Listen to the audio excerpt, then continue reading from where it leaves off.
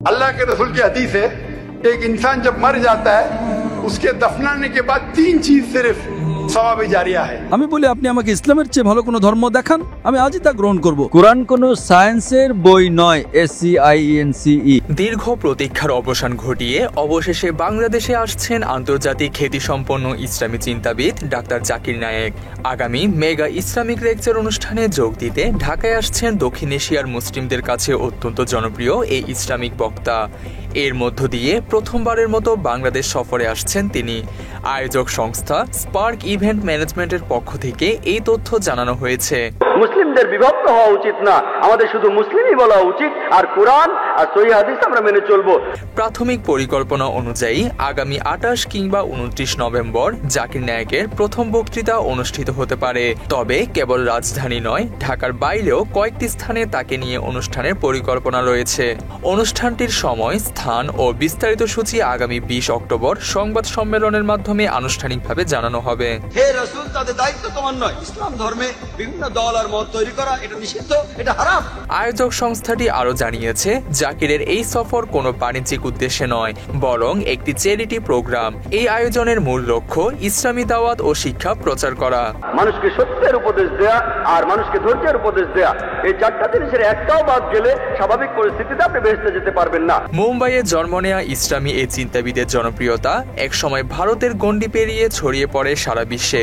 পেশায় একজন ডাক্তার হলেও তিনি নিজেকে সম্পূর্ণরূপে উৎসর্গ করেছেন ইসলাম ধর্ম বিষয়ে গবেষণা ও প্রচারের কাজে।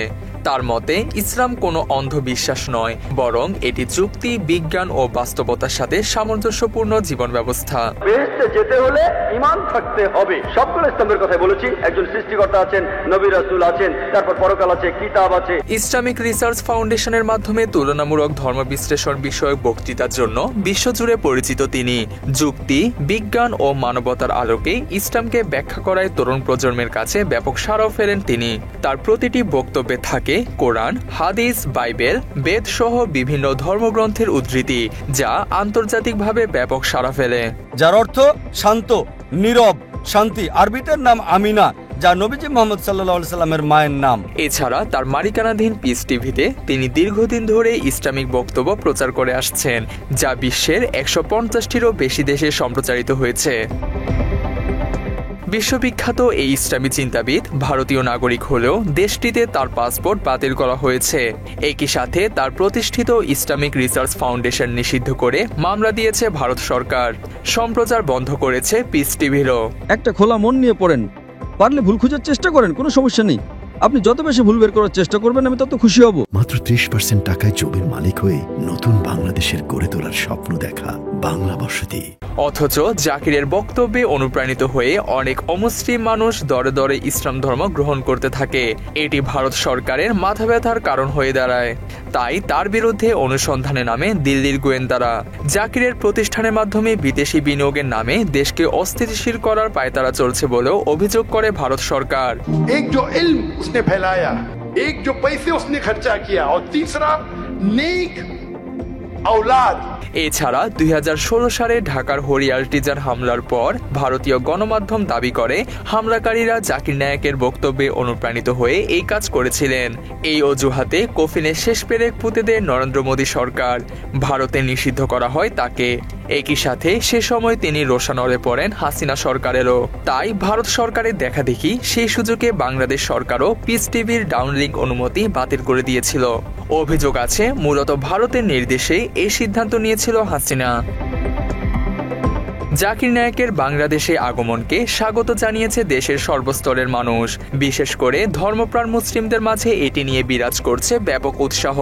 অনেকে তার সাথে দেখা করার ইচ্ছাও পোষণ করেছেন। ডক্টর জাকির নায়েক আমাদের জন্য সবচেয়ে বড় খুশির সংবাদ। তাকে যেন পর্যাপ্ত পরিমাণ নিরাপত্তা এবং তার সর্বাধিক যেন সবকিছু গভর্নমেন্ট থেকে সাপোর্ট দেওয়া হয়, সেটাই আমরা কামনা করি। আমি একজন বাংলাদেশি এবং একজন মুসলমান হিসেবে বলতে চাই, এবং বাংলাদেশ ফটো জার্নালিস্ট অ্যাসোসিয়েশনের বিভাগীয় কমিটির পক্ষ থেকে বলতে চাই, আমার ভালো লাগছে।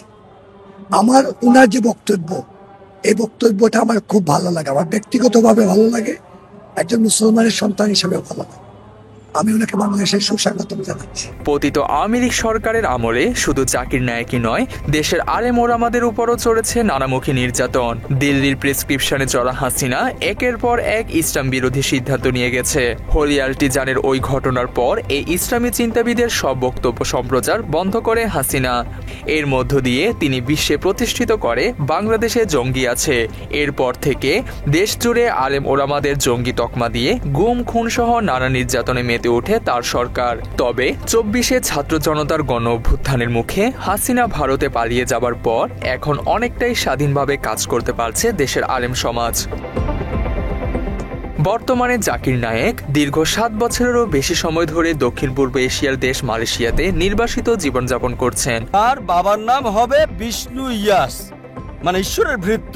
তানজিম হাসান, বাংলা এডিশন।